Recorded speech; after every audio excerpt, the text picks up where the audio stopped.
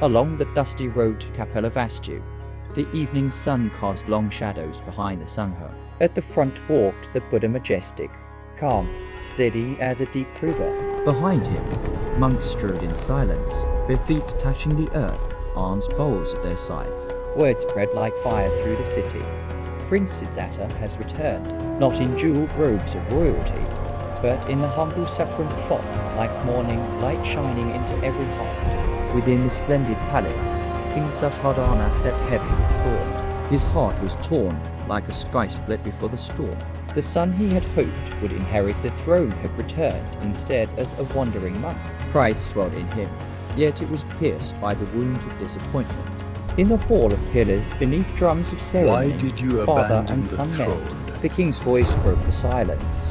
My This son, path why did you ends abandon the suffering throne at its and forsake the root. kingdom for this path? Tell The Buddha me, smiled, what his have you voice clear learned? as a bell across the I chamber. have learned the Father, path to a true throne can rule a peace. land. But this path cannot prove the suffering of all beings.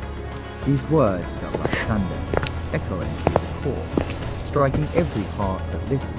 Queen Gotami wept. Before her eyes was no longer the son she once cradled, but a teacher who had risen beyond the bonds of blood. The royal family looked on in awe as he who was once thought last had returned as a bearer of light. Their hearts quivered, mingled with sorrow, wonder, and reverence.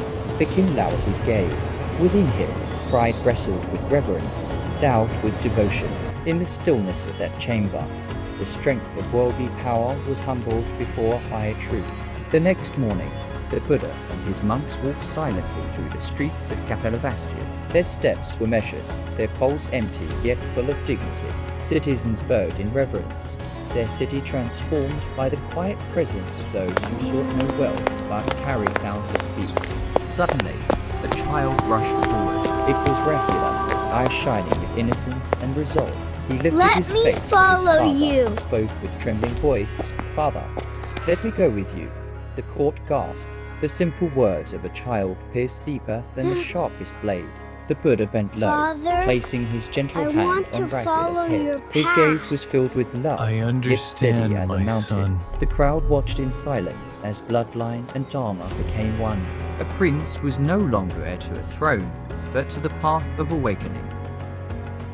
Thus, the palace of Kapilavastu, once the echo of worldly power, became soil for the seed of dharma.